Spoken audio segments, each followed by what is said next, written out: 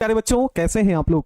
उम्मीद है अच्छे होंगे और अपनी पढ़ाई को बहुत ही बढ़िया तरीके से कर रहे होंगे। तो मेरे सभी प्यारे बच्चों को गुड इवनिंग, राधे राधे, जय श्री राम, जय हिंद, वंदे मातरम। और प्यारे बच्चे, आज हम चैप्टर नंबर 3 का विद्युत रसायन का लेक्चर नंबर 18वां कर रहे हैं। क्या भाई, ठीक ना? लेक्चर नंबर कौन सा है प्यारे बच्चे? 18। और इस लेक्चर के बाद मेरा ये जो चैप्टर है पूरी तरीके से क्या हो जाएगा? समाप्त हो जाएगा। समझ में आ गया ना? इस चैप्टर को करने के बाद हमारा ये पूरा चैप्टर समाप्त हो जाएगा। फिर इसका बचेगा ऑब्जेक्टिव और सब्जेक्टिव, तो उसको भी हम बहुत जल्द कवर करके इस पूरे चैप्टर को समाप्त कर देंगे। लेकिन उससे पहले आप सभी को ये बताना जरूरी है प्यारे बच्चे कि कल की क्लास जो होने वाली है वो आपके लिए बहुत शानदार होने वाली है। रिवीजन के लिए एक शानदार मौका आप सभी को मिलेगा सॉलिड स्टेट पढ़ने का, ठीक ना? आपको सॉलिड स्टेट के लिए कल 1 शॉट लेंगे और 1 शॉट में प्यारे बच्चे हम पूरा चैप्टर डिस्कस आपके साथ करेंगे। तो आई होप आप सभी कल में ज्यादा से ज्यादा जुड़ेंगे, ज्यादा से ज्यादा बच्चों के साथ मेरी क्लास को शेयर करेंगे। और आप सभी से उम्मीद यही है कि प्यारे बच्चे एक नया रिकॉर्ड हम कल की क्लास में स्थापित करेंगे। और ये सारी चीजें आप ही से संभव है। हमने आपसे शुरुआत में ही कहा था कि आप सभी से प्यार और सपोर्ट की अपेक्षाएं हैं, बाकी मेरी जिम्मेदारी है कि आपको केमिस्ट्री को सिखाना, ठीक ना? तो कम से कम प्यारे बच्चे, अगर आपको पूरे चैप्टर को कवर कराया जाएगा तो कम से कम 3 से 4 घंटे की क्लासें होगी। तो कल शाम को प्यारे बच्चे 7 बजे से हम शुरू करेंगे क्लास को। और उस क्लास को जब तक टाइम रहेगा, जब तक चैप्टर नहीं खत्म हो जाता, तब तक हम आपके साथ लगे रहेंगे। तो आप सभी भी बढ़िया तरीके से तैयारी कर लीजिएगा और अच्छे तरीके से उस क्लास को करिएगा। वास्तव में पूरा आनंद आएगा, क्योंकि आप उस चैप्टर को एक बार पढ़ चुके होंगे। तो रिवीजन करने के लिए आपका पूरा का पूरा मौका है, ठीक है? तो आप सभी बताइए कैसे हैं, फिर उसके बाद हम अपनी क्लास को क्या करें, शुरू करते हैं, ठीक है?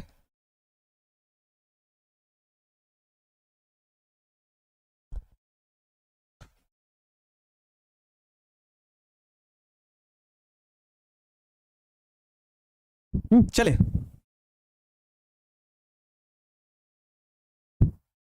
चलिए तो आज की क्लास को हम शुरू करते हैं। और आज का जो टॉपिक हमको पढ़ना है, 2 टॉपिक पढ़ना है, एक संचारण पढ़ना है और एक फ्यूल सेल पढ़ना है। और उम्मीद है कि आज इस चैप्टर को हम पूरी तरीके से खत्म कर देंगे। तो सबसे पहली हेडिंग है प्यारे बच्चे ईंधन सेल, जिसे हम फ्यूल सेल के नाम से भी जानते हैं। क्या प्यारे बच्चे? Fuel cell. ये ईंधन सेल क्या होते हैं, इसके बारे में आज डिस्कस करने वाले हैं आप सभी के साथ। संजय प्यारे बच्चे, फिजिक्स का प्रैक्टिकल अलग होता है और केमिस्ट्री का प्रैक्टिकल अलग होता है। केमिस्ट्री को अगर आप फिजिक्स से तुलना करने की कोशिश करिएगा तो आप लास्ट हो जाइएगा। समझ में आ गया? ठीक है। केमिस्ट्री एक ऐसा है जहां पर आपको प्रैक्टिकली प्रत्यक्ष रूप में दिखाना पड़ता है। समझ रहे ना? प्रत्यक्ष रूप में आपको प्रॉपर दिखाना पड़ता है। और आप अभी थोड़ा सा सब्र रखें, जब भी प्रैक्टिकल कराएंगे धुआंधार तरीके से कराएंगे। आपको ये लगेगा कि प्रैक्टिकल वास्तव में, कि केमिस्ट्री में सबसे ज्यादा अगर प्रैक्टिकल होगा तो सिर्फ टारगेट बोर्ड में ही होगा और कहीं होगा नहीं। ये मेरा वादा है, चाहे जितनी मेहनत करनी पड़े उसके लिए हम करेंगे। तो अभी आपके लिए उसके परेशान मत होइए। आपका जब भी प्रैक्टिकल एग्जाम नजदीक आएगा, इस बार की पूरी गारंटी है कि 30 में 30 अंक दिलाएंगे हम आपको, ठीक है? तो बिल्कुल परेशान ना होइए, क्योंकि सर आज आपका लेवल कम रख रहा है। जिस कमरे में हम क्लास ले रहे हैं प्यारे बच्चे, अगर क्या बताएं, इतनी ज्यादा भयानक गर्मी है, इतनी सिर्फ पंखा चल रहा है थोड़ा बहुत, वो भी धीरे धीरे पंखा चल रहा है, और गर्मी बहुत ज्यादा है। ठीक है, गर्मी बहुत ज्यादा है। बस ये है कि अभी ये क्लास लिए 11th की और फिर इसी गर्मी में पढ़ा रहे हैं।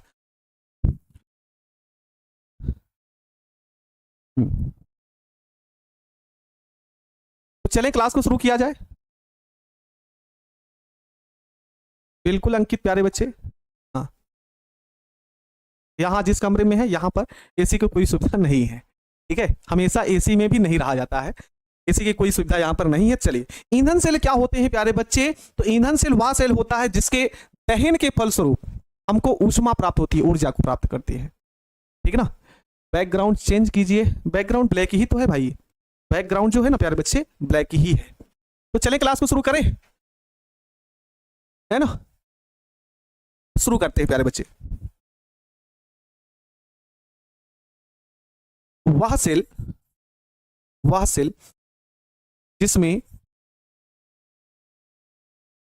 ईंधन के दहन के फलस्वरूप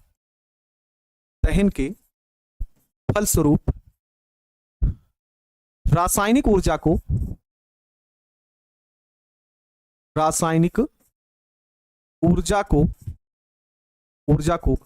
विद्युत ऊर्जा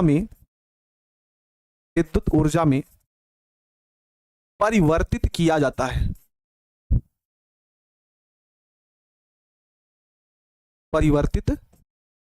है, ईंधन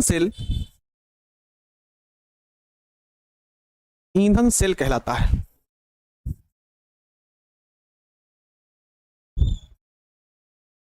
ठीक है, अर्थात दहन होगा और दहन के फलस्वरूप जो रासायनिक ऊर्जा होगी वो किस में बदलेगी, तो वो बदलेगी प्यारे बच्चे क्या, रासायनिक ऊर्जा को विद्युत ऊर्जा में बदला जाता है, तो उसी को हम बोलते हैं ईंधन सेल। और ईंधन सेल में सबसे प्रमुख जो ईंधन सेल है वो हम आपको लिख रहे हैं, जैसे होता है हाइड्रोजन ऑक्सीजन ईंधन सेल, हाइड्रोजन ऑक्सीजन ईंधन सेल। ये वही सेल है जिसके आपको कई सालों पहले एक मिशन गया था, उस मिशन का नाम है प्यारे बच्चे अपोलो मिशन। ठीक ना, अपोलो मिशन में जिस सेल का प्रयोग किया गया था वो यही है प्यारे बच्चे, हाइड्रोजन ऑक्सीजन ईंधन सेल। ठीक है, हाँ, तो हाइड्रोजन ऑक्सीजन ईंधन सेल के बारे में ही हमको पढ़ना है। प्रश्न कैसे पूछा जाता है कि ईंधन सेल से आप क्या समझते हैं, किसी एक ईंधन सेल का सचित्र वर्णन कीजिए, है ना, किसी एक ईंधन सेल का क्या करिए, सचित्र वर्णन करिए, यहां से ऐसे प्रश्न पूछता है। ठीक है, क्लियर हो गया ना, क्या बोले हमने बोला प्यारे बच्चे कि ईंधन सेल से आप क्या समझते हैं, इसका सचित्र वर्णन कीजिए। ठीक है, सचित्र वर्णन आप सभी को करना है। तो कैसे इसका चित्र बनाएंगे, सबसे पहले आप हेडिंग बनाओ, सबसे पहले आप हेडिंग लिखोगे हाइड्रोजन ऑक्सीजन ईंधन सेल, हाइड्रोजन ऑक्सीजन ईंधन सेल। चलिए कैसे बनाएंगे इसको,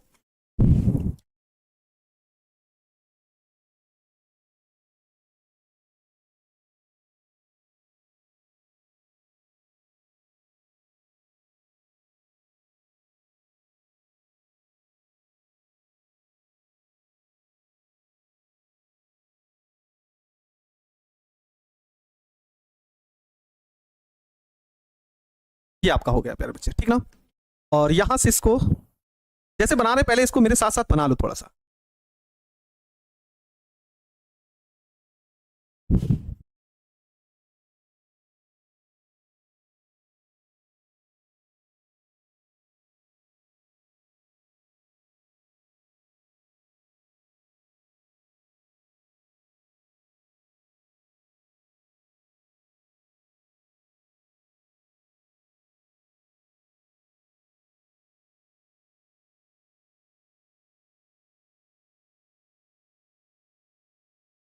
तरंग युक्त बनाना है प्यारे बच्चे इसको।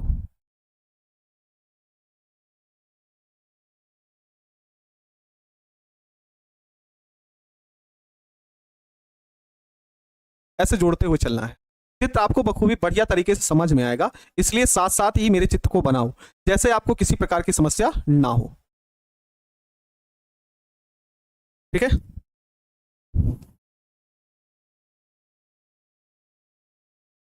ये छिद्र युक्त का प्रयोग करते हैं प्यारे बच्चे।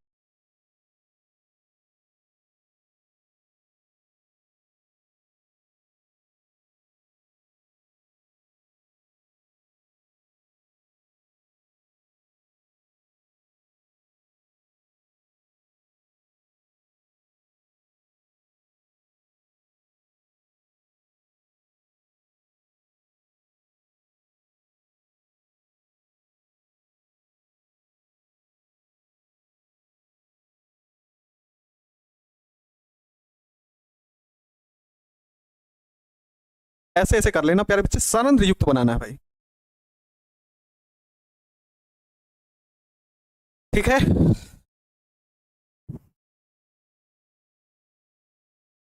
यहां पर एक ऐसे छड़ लगेगी, यहां पर निगेटिव, यहां पर पॉजिटिव, और यहां से ऐसे जोड़ लीजिए इस भाग को ऐसे।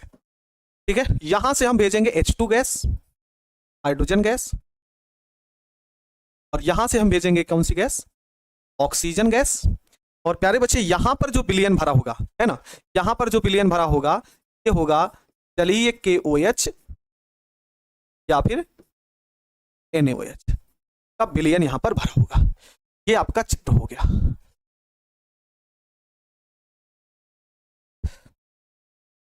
ठीक है। और ये जो बनाए हैं यहां पर, इसे हम बोलेंगे सरंध्र या फिर छिद्रित एनोड, इधर वाली जो छड़ होती है। और इसको हम क्या बोलते हैं, तो इसको हम बोलते हैं सरंध्र कैथोड। अभी बताओ, क्या आप सभी ने मेरे साथ साथ चित्र को बना लिया है? आयुष, राज, प्रिया पीरियोडिक टेबल बता देंगे, ठीक ना? ठीक है भाई। दूल्हे राजा, क्वालिटी नहीं मिल रहा है। क्वालिटी तो मिल रहा है, हो सकता है कि कोई दिक्कत हो, आज उस पर मीटिंग हुआ है और बहुत जल्दी ही प्यारे बच्चे आपको उसका सोल्यूशन भी मिल जाएगा, ठीक ना? आप उसके लिए परेशान मत होइए, ठीक है रोहित। यहां पर देखो, पहले तो ये तो हमने चित्र बनाया। चित्र क्या लेंगे? सबसे पहले एक ऐसे पात्र का प्रयोग किया जाता है और उस पात्र के बीचों बीच में प्यारे बच्चे हम सरंध्र युक्त अर्थात छिद्र युक्त हम क्या करेंगे, हम इधर बनाएंगे एनोड और इधर बनाएंगे कैथोड, और उसी के बीच में ले जाकर के हम क्या भर देंगे, दो प्रकार के विलयन भर देते हैं। या तो आप जलीय KOH को भरो या जलीय NaOH को भर दो, ठीक है। यहां पर हमने विलयन बन गया, ठीक है। और फिर उसके बाद यहां पर ये जो छड़ें लगी होती हैं, एक कार्य करती है एनोड की और एक कार्य करती है कैथोड की। बस इतना ही आपको बताना है, ठीक है। बस इतना ही आप सभी को बताना है। बोलो, यहां तक हम लिखे प्यारे बच्चे? आइए इसकी थोड़ी सी लैंग्वेज लिखते हैं, है ना? आइए इसकी क्या लिखते हैं? लैंग्वेज लिखते हैं। क्या लिखेंगे प्यारे बच्चे? बोलो। अच्छा, गलत होगी चित्र, क्या लिख रहे हैं भाई? हमको नहीं समझ में आ रहा है, ठीक है अनुभव? अच्छा पल्लवी क्या कह रहे हैं? क्वालिटी नहीं सही है भाई, रूम बदलता है तो बड़ी समस्या होती है। अच्छा हम देख लेते हैं, बाकी हम बैकग्राउंड बदल देते हैं, क्या दिक्कत आ रही है।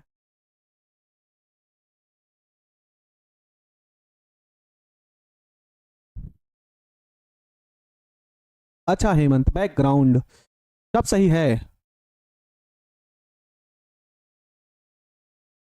सही तो है, हाँ। थोड़ा सा क्वालिटी ब्लैक कलर ही है प्यारे बच्चे, जो कलर लिखा है ना बैकग्राउंड, जो अलग वहां सब क्लास में है वहां पर ही बनाते हैं, वही बैकग्राउंड है। यहाँ पर कोई दूसरा बैकग्राउंड अतिरिक्त हमने नहीं लिया है, बैकग्राउंड वही है प्यारे बच्चे, तो बैकग्राउंड होता है, ठीक ना? बाकी सारी चीजें क्लियर है। बैकग्राउंड हो सकता है थोड़ा सा दिक्कत पड़ रहा है, उसके लिए आप परेशान मत होइए। देखो सबसे पहले क्या लेते हैं, इधर आओ, लैंग्वेज लिखते हैं भाई, इसकी लैंग्वेज लिखते हैं। क्या लिखेंगे? सबसे पहले इस सेल में दो सरंध्र छिद्र युक्त, है ना, दो सरंध्र युक्त क्या लेते हैं, एक एनोड लेते हैं और एक कैथोड लेते हैं। तो क्या लेंगे प्यारे बच्चे? यहां ध्यान से लिखो मेरे साथ साथ कि इस सेल में दो सरंध्र युक्त, दो सरंध्र मीन्स छिद्र युक्त, सरंध्र युक्त एनोड व कैथोड का प्रयोग करते हैं, एनोड व कैथोड का प्रयोग करते हैं, ठीक है। एनोड व कैथोड का प्रयोग करते हैं। फिर उसके बाद क्या होता है प्यारे बच्चे, और इनके बीच में हमने क्या भरा है, तो इनके बीच में हमने भरा है जलीय KOH या NaOH का विलयन, तो ये भी लिखना है, ठीक है। तथा इनके बीच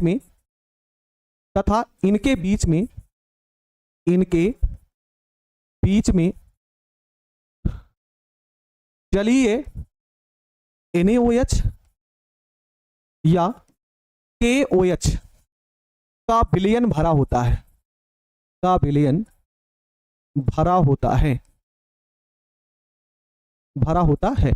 जो विद्युत अपघट्य का कार्य करता है, जो विद्युत अपघट्य का कार्य करता है, जो विद्युत अपघट्य का क्या करता है प्यारे बच्चे? कार्य करता है, ठीक है। फिर उसके बाद क्या होगा, यहां से हम H2 गैस और यहां से O2 गैस, है ना, यहां से O2 गैस और H2 गैस को हम इस सरंध्र युक्त इलेक्ट्रोड में क्या करते हैं? प्रवाहित करते हैं, है ना, इस सरंध्र युक्त, हाँ ठीक है। अब भाई यहां पे तो ऐसे एडजस्ट करना ही पड़ेगा यार, ठीक है। तो आगे क्या होगा प्यारे बच्चे? H2 व O2 गैस को, H2 व O2 गैस को, H2 व O2 गैस को सरंध्र युक्त अर्थात छिद्र युक्त इलेक्ट्रोड से विद्युत अपघट्य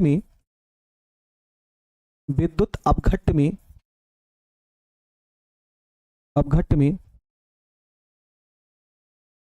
प्रवाहित करते हैं, विद्युत अपघट्ट में प्रवाहित करते हैं, तो सेल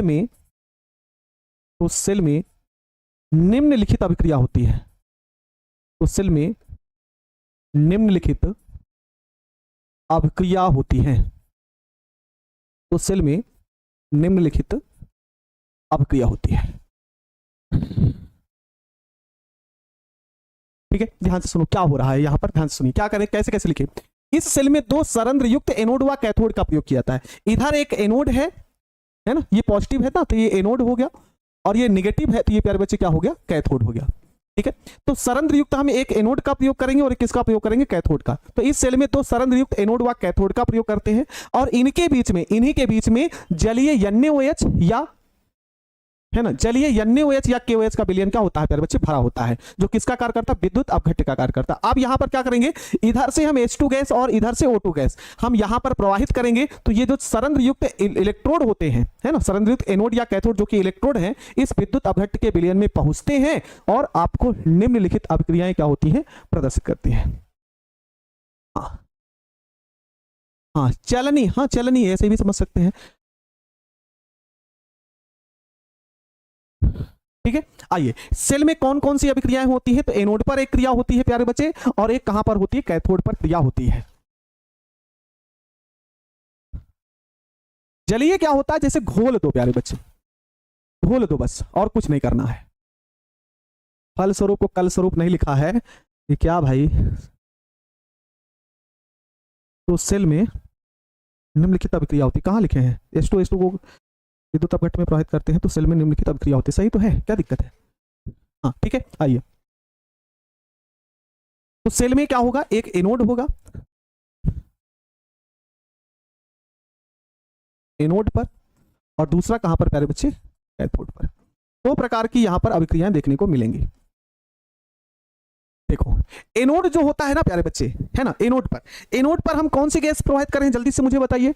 एनोड की तरफ से जल्दी से मुझे बताइए, मुझे सभी प्यारे बच्चे बताइएगा, जलीय KOH या NaOH लिखे तो है भाई, जलीय NaOH या KOH। अरे बात एक ही है भैया, बात एक ही है प्यारे बच्चे, चाहे हम जलीय KOH या NaOH, दोनों बात एक ही है भैया, जलीय NaOH या KOH बात एक ही है, बस थोड़ा सा ध्यान दो।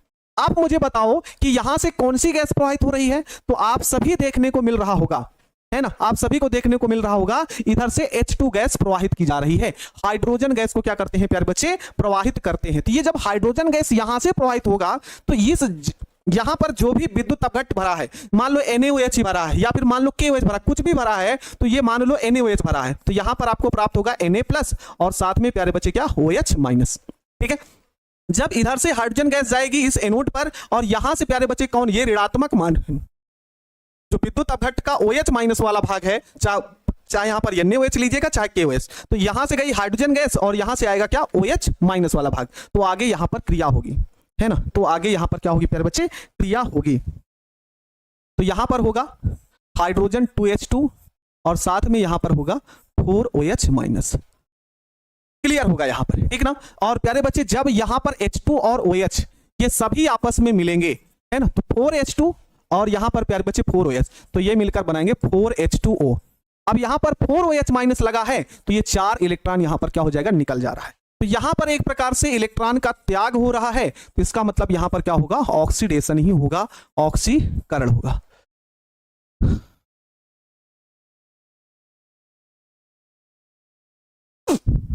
ठीक है, यहां पर जब भी प्यारे बच्चे एनोड से यहां पर हाइड्रोजन गैस प्रवाहित होगी, तो यहां पर जो भी विद्युत अपघट्ट भरा, मान लो NaOH ही भरा है, तो NaOH में जो OH- वाला भाग है वो एनोड पर जाकर मुक्त होगी, क्योंकि निगेटिव है, यहां पर पॉजिटिव है। तो ये इधर से आया हाइड्रोजन गैस, इधर से गया OH-, जाके क्रिया किया एनोड से, और एनोड पर जो क्रिया होगी यहां पर आप देख रहे हैं 4H2 + 4 OH-। एरो क्या होगा प्यारे बच्चे, 4H2O + 4 इलेक्ट्रॉन ही होगा। ठीक है, देखो अब 4 कहां से आया, है ना, 4 कहां से आया, ये सारी चीजें जो भी है प्यारे बच्चे, ये सारी बातें आपके समीकरण के संतुलन पर निर्भर करती है ना, समीकरण के संतुलन पर ही निर्भर करती है। ठीक है, तो आगे क्या होगा, आगे यहां पर आप देखें, आगे यहां पर देखें, है ना, आगे यहां पर सभी प्यारे बच्चे मुझे बताइए कि यहां से क्या भेजा जा रहा है, O2 गैस, जी सर, है ना। यहां से क्या भेज रहे हैं, O2 गैस प्रवाहित हो रहा है ना, O2 गैस प्रवाहित होगा तो यहां पर जो जल बना है प्यारे बच्चे, है ना, यहां पर जो जल बना इससे क्रिया करेगा, है ना, जो ऑक्सीजन है प्यारे बच्चे वो जल से क्रिया करेगा। तो यहां पर हो गया O2 प्लस 4H2O की कोई जरूरत नहीं, समीकरण अपने हिसाब से लिखना, कोई जरूरी कि 4 ही मिला तो 4 ही हमको लेना है, कम भी ले सकते हैं। तो 2H2O, ठीक है ना, 2H2O। और यहां पर प्यारे बच्चे जो भी इलेक्ट्रॉन है, इलेक्ट्रॉन यहां पर 4 इलेक्ट्रॉन होगा और आपस में इसको आप लिख सकते हैं 4OH माइनस। क्या लिख सकते हैं प्यारे बच्चे, 4OH माइनस। और यहां पर अपचयन, इलेक्ट्रॉन को ग्रहण किया जा रहा है, इसका मतलब यहां पर क्या होगा, अपचयन होगा। तो यहां पर इस प्रकार की क्रिया होगी। यहां पर कौशल्या प्यारी बच्ची, क्या दिक्कत है जो आप इस तरीके से गुस्से वाला इमोजी भेज रहे हैं, क्या दिक्कत है बताओ। और किसी की क्लास में करते हैं आप ऐसा, किसी के सामने अगर आप ऐसा मतलब करिए, मतलब आपको अपना मानकर पढ़ा रहा हो, उसके सामने आप सिर्फ नाम लेने के लिए या कमेंट करने के लिए आप ऐसा बोल दीजिए। कौन सा चिन्ह गलत लगा है ये बताना प्यारे बच्चे। निशांत प्यारे बच्चे मुझे एक बार बताओ, एनोड है तो पॉजिटिव है, कैथोड है नेगेटिव है, तो कहां आपसे क्या चीज देख रहे हैं जो आप मुझसे ये कह रहे हैं कि सर एनोड और कैथोड का चिन्ह गलत है। किस चीज की बात कर रहे हैं बताइए। कह रहे हैं कि एनोड का चिन्ह गलत है, कहां गलत है, एनोड पॉजिटिव होता है कैथोड नेगेटिव होता है, काहे लिए ऐसा करें फिर भी।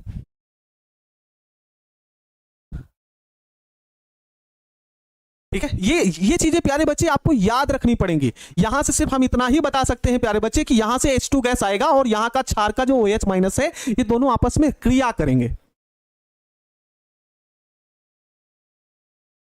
ये दोनों आपस में क्या करेंगे प्यारे बच्चे, क्रिया करेंगे। और जब ये आपस में क्रिया करेंगे तो आपस में क्रिया करेंगे OH माइनस, तो दोनों मिलकर क्या बना लेंगे, जल बना लेंगे H2O, और 4 इलेक्ट्रॉन को ये बाहर निकाल देंगे। और इलेक्ट्रॉन निकल रहा है इसलिए यहां पर ऑक्सीडेशन होगा, ऑक्सीकरण होगा। ठीक है, फिर उसके बाद इधर से हम भेज रहे हैं ऑक्सीजन गैस, तो यहां पर जो भी जल बना है प्यारे बच्चे, ये उससे रिएक्ट करेगा, उससे करेगा क्रिया। तो ये दोनों मिलकर प्यारे बच्चे आप सभी का क्या बना लेंगे, इसको हम मिलाकर लिख सकते हैं OH माइनस। तो 4 इलेक्ट्रॉन को ग्रहण करके हम ये लिख सकते हैं 4OH माइनस। तो यहां पर इलेक्ट्रॉन को ग्रहण किया गया, ये हो गया अपचयन। इसको आपको याद ही रखना पड़ेगा।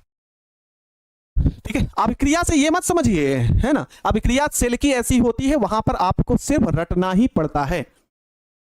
ठीक ना, आपको क्या करना पड़ेगा, रटना ही पड़ेगा, इस बात को ध्यान रखिए। ये हो गया एनोड की क्रिया और ये हो गई कैथोड की क्रिया। यहां पर प्यारे बच्चे ये नहीं समझ सकते हैं सेल में कि कितने कितने परमाणु लिए गए। ठीक है, सेल को ऐसे ही रटना पड़ता है अभिक्रिया। बाकी सेकंड पेपर की अभिक्रिया वो आपके आसान है।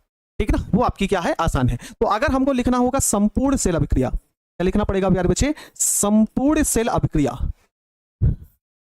संपूर्ण सेल अभिक्रिया, तो संपूर्ण सेल अभिक्रिया क्या होगी, मुझे जवाब दीजिएगा। देखो यहां पर 2H2 है, नोट कर लो जी सर, 2H2 नोट कर लिया। यहां पर O2 है, ये हमने नोट कर लिया। क्लियर प्यारे बच्चे, यहां से ये OH माइनस, ये OH माइनस कट ही जाएगा। क्लियर है, 4 इलेक्ट्रॉन कट जाएंगे जी सर। तो बचा क्या है, इधर 2H2 है, इधर 4H2 है, इसका पक्षांतर कर दीजिएगा तो ये बन जाएगा 2H2O। क्योंकि 2H2 उधर जाएगा तो 4H2 से कट जाएगा, तो 2H2O बन जाएगा। क्या क्लियर है सर, बुक में प्लस और माइनस ध्रुव नहीं, ठीक है। जिम लवर चंदन सर, केमिस्ट्री का शॉर्ट नोट्स बना सकते हैं, बिल्कुल बना सकते हैं। ठीक है, क्लियर है, आगे बढ़े प्यारे बच्चे, आगे बढ़ते हैं। सेल अभिक्रिया से संबंधित जो भी टॉपिक था वो हमने आपको पढ़ा दिया। अब आइए बात करते हैं इंपॉर्टेंट टॉपिक की प्यारे बच्चे, है ना। इंपॉर्टेंट टॉपिक नोट लिखना, और नोट में पहला पॉइंट आप सभी लिखना। ये समझ लो जितने भी नोट लिखोगे ये आप सबकी बोर्ड परीक्षा में पूछे हुए प्रश्न है ना, पूछे हुए प्रश्न है। तो प्यारे बच्चे पहला पॉइंट क्या होता है कि जो हाइड्रोजन ऑक्सीजन ईंधन सेल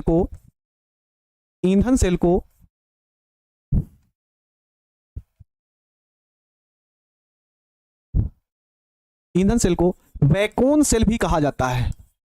वैकोन सेल भी कहा जाता है, क्योंकि इसका निर्माण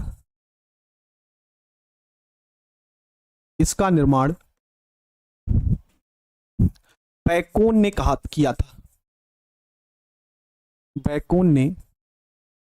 किया था। ठीक है, इसे आप बैकोन सेल भी कहते हैं।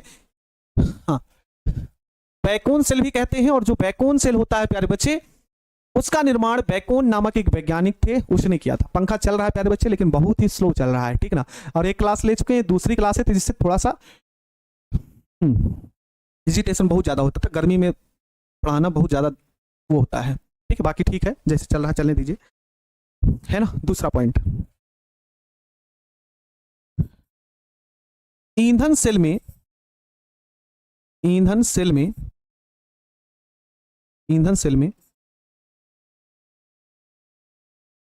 प्रयुक्त ईंधन, ठीक है। ईंधन सेल में क्या क्या सारे ईंधन प्रयोग होते हैं प्यारे बच्चे, तो उसके लिए प्रयुक्त ईंधन जैसे H2O, H2CO, CH4, C2H5OH आदि का प्रयोग किया जाता है, आदि का प्रयोग किया जाता है, ठीक है। आदि का प्रयोग किया जाता है, ठीक है। चलिए पॉइंट नंबर 3 प्यारे बच्चे, आप सभी को याद रखना है, अपोलो मिशन में भी इस सेल का प्रयोग किया गया था। तो अगला पॉइंट ये लिखेंगे, अपोलो मिशन में इस सेल का प्रयोग किया गया था,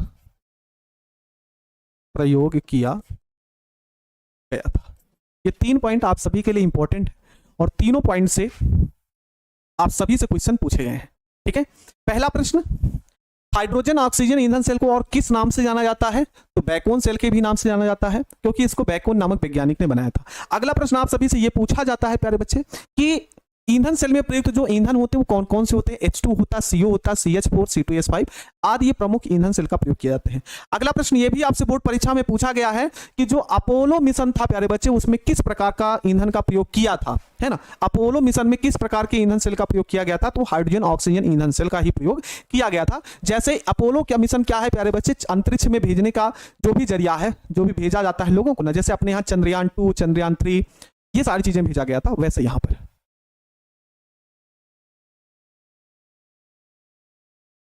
समझ रहे ना। तो ऐसे होता है, तो जैसे अपने यहाँ चंद्रयान 3 भेजा गया था, चंद्रयान 2 भेजा गया था, इसकी बात हो रही है।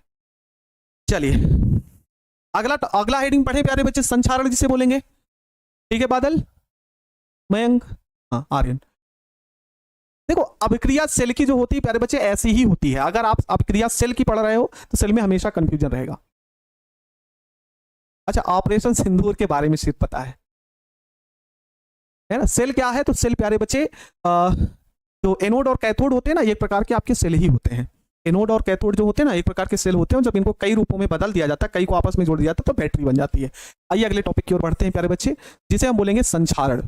और संचारण आप बहुत अच्छे तरीके से जानते हैं, बहुत ज्यादा इसमें बताने की जरूरत नहीं है ना। जो संचारण होते हैं किसे कहते हैं प्यारे बच्चे, है ना, तो धातु का नमी और वायु की उपस्थिति में धीरे धीरे नष्ट घटना, है ना।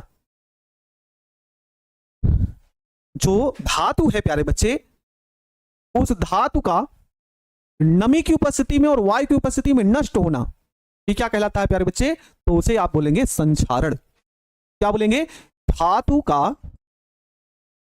का नमी या वायु की उपस्थिति में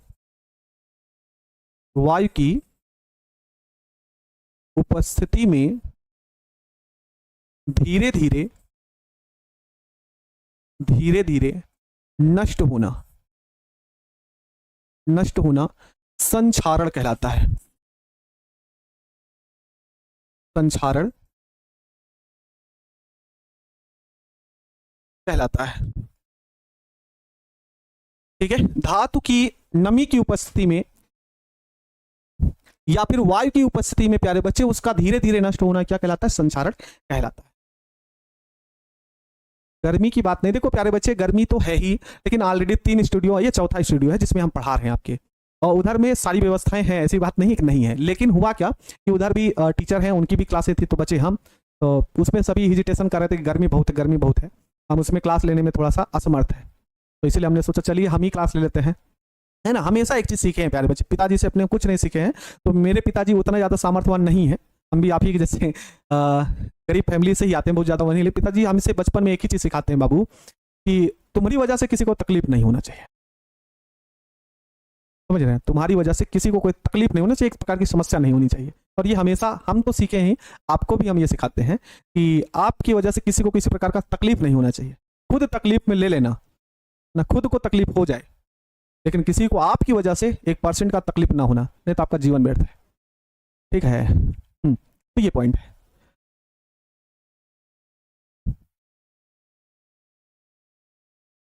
इस बात को हमेशा ध्यान रखिएगा, आपकी वजह से किसी को 1% की समस्या नहीं होनी चाहिए। हाँ, तो धातु का नष्ट होना ही क्या कहलाता है प्यारे बच्चे? संक्षारण कहलाता है। एक होता है प्यारे बच्चे लोहे का जंग, लोहे पर जंग लगना, लोहे पर जंग लगना।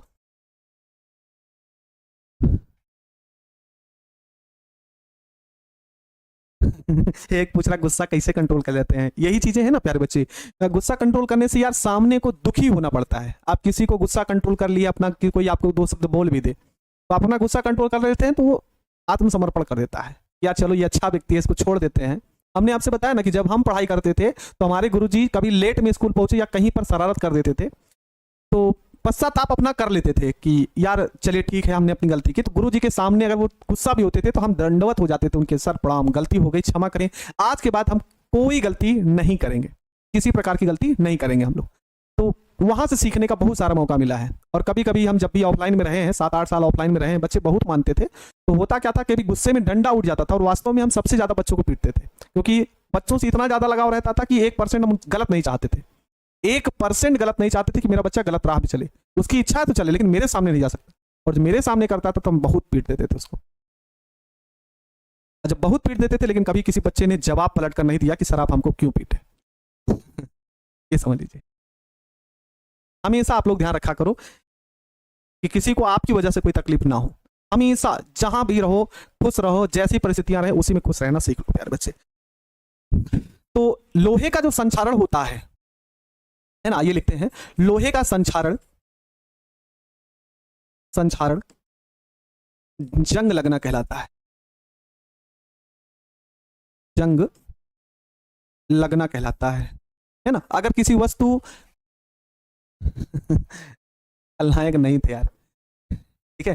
क्या है? लोहे का संक्षारण, अर्थात लोहे की वस्तु धीरे धीरे यदि नष्ट हो रही है तो उसी को हम क्या बोलते थे? संक्षारण बोलते थे। आइए एनोड पर क्या कहानी होती है, कैथोड पर। जैसे कोई लोहे की वस्तु है तो उस पर एनोड पर क्या कहानी होती थी और कैथोड पर क्या कहानी होती थी, वो हम आपको बताते हैं, है ना। जो एनोड पर होता है ना प्यारे बच्चे, एनोड पर जो एफी है ना, जो लोहा होता है एफी, एफी प्यारे बच्चे, यह अपने से 2 इलेक्ट्रॉन का क्या करता है? त्याग कर देता है। लेकिन यहां पर संख्या 1 नहीं लेनी है, आपको 2 लेनी है, जिससे 1 या फिर 2 इलेक्ट्रॉन का त्याग करता है, तो 2 एफी कितने का? 4 इलेक्ट्रॉन का त्याग करता है। और एनोड पर हमेशा क्या होता है प्यारे बच्चे? इलेक्ट्रॉन का त्याग हो रहा है, इसलिए यहां पर होगा क्या? ऑक्सीडेशन, अर्थात प्यारे बच्चे ऑक्सीकरण होगा।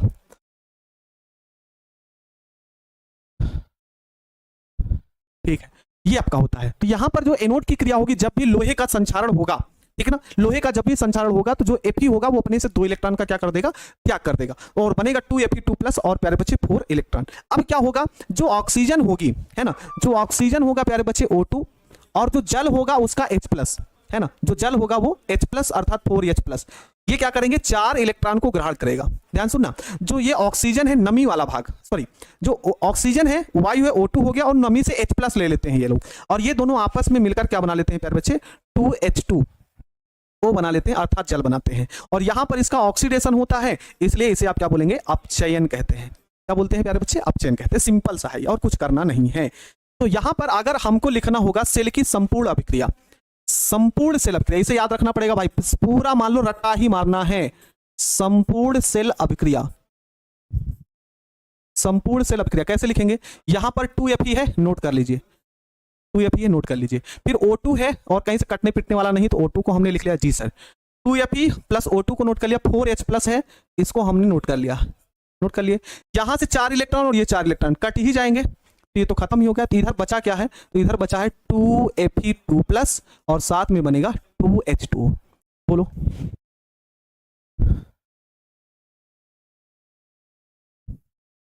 है, ये आपका हो जाएगा।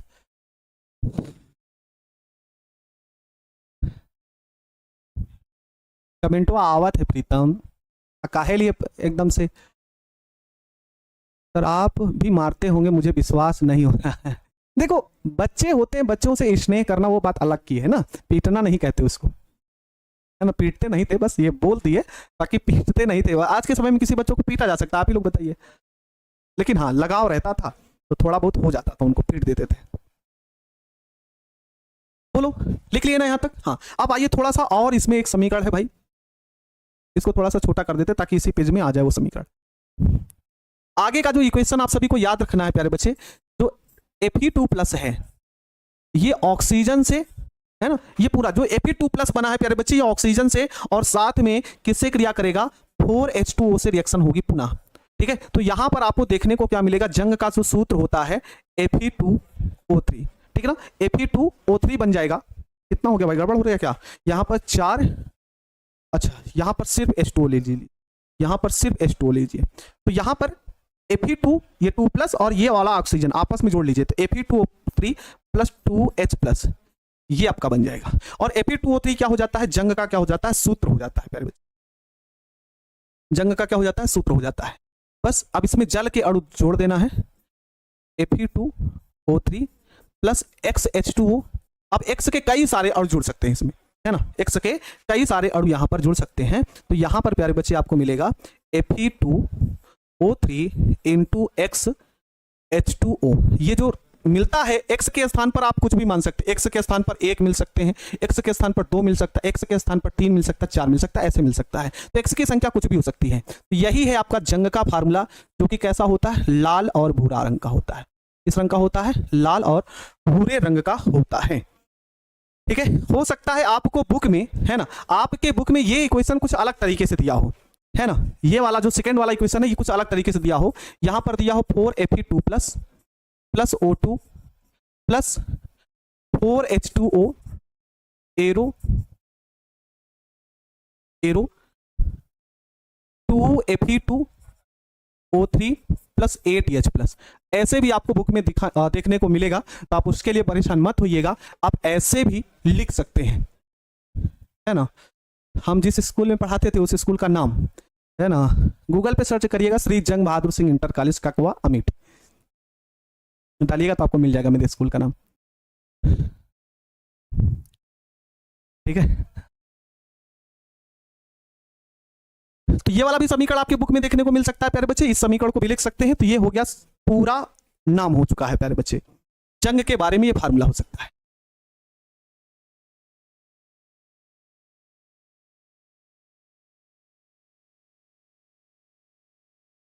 ठीक है, आगे बढ़े, बताए तो भाई, देख सकते हैं आप, सर्च करिएगा तो मिल जाएगा। आइए हम अगला पॉइंट लिखेंगे, संचारण को प्रभावित करने का कारक। संचारण को प्रभावित करने वाले कारक।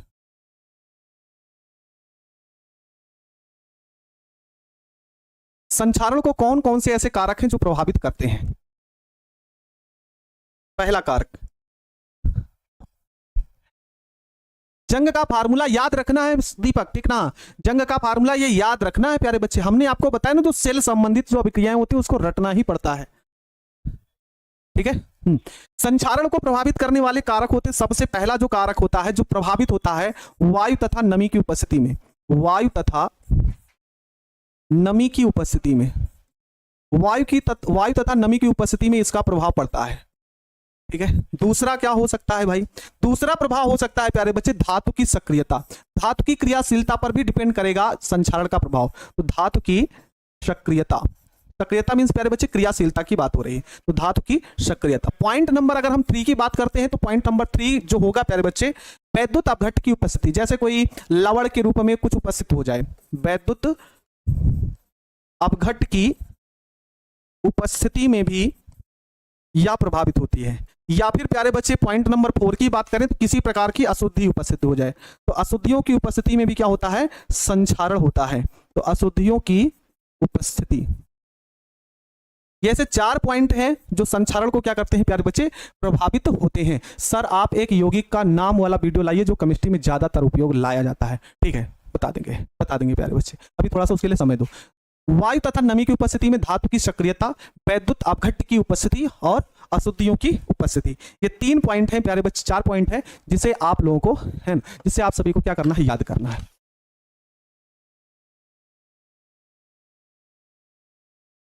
संचारण को प्रभावित करने वाला कारक होगा, संचारण को प्रभावित करने वाले कारक, ये भी तो ठीक है भाई, ये भी तो ठीक है। आइए आगे हम बढ़ते हैं।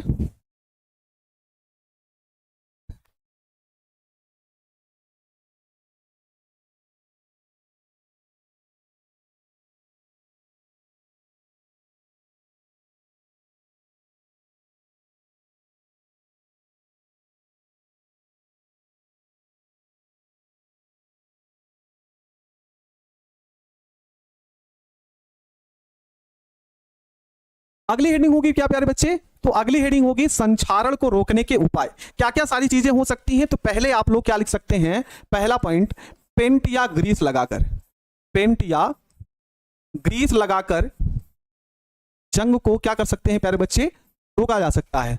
तो पेंट या क्या करके प्यारे बच्चे, अच्छा सर क्यों हंस रहे थे, सर इसलिए हंस रहे थे क्योंकि बगल वाले एक भैया थे जो क्लास लगाते थे, वो आए थे, ठीक ना, वो आए थे तो बोल रहे थे कि बड़ी गर्मी में है। हमने कहा हाँ भाई गर्मी तो है ही है। कहाँ भैया, संचारण को रोकने के उपाय, कहाँ वाले छूट गए हैं, वाले छूट गया, किसमें वाले छूट गया भाई, संचारण को रोकने के उपाय और संचारण को प्रभावित करने वाले कारक। अच्छा यहां पर दिमाग की बैटरी हो चुकी है ढीली गर्मी की वजह से। ठीक है, पेंट या ग्रीस लगाकर। अगला पॉइंट कैसे संचारण को रोका जा सकता है प्यारे बच्चे, तो लोहे पर टिन की परत चढ़ाकर, लोहे पर टिन की परत चढ़ाकर, है ना, अगर आपको टिन की परत चढ़ा दी जाए तो लोहे पर क्या होगा, जंग नहीं लगेगा। इस पॉइंट को भी याद रखिएगा। पॉइंट नंबर 3 आपसे क्या कह सकता है, और कैसे आप संचारण को क्या कर सकते हैं, रोक सकते हैं। तो प्यारे बच्चे लोहे पर तमाम ऐसी धातुएं होती, मेटल होती, जिन पर लेपित कर दीजिए, जिनकी परत चढ़ा दीजिए, जैसे निकिल हो गया, क्रोमियम हो गया और कॉपर हो गया, को विद्युत लेपित करके,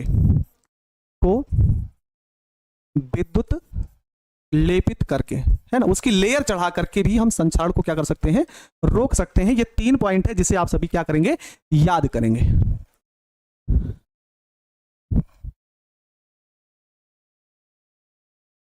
एक बात तो है भाई, आप लोग बड़ा नोटिस करते हैं जी, एक एक पॉइंट को आप देखते रहते हैं परत चढ़ाकर। चलिए ये चैप्टर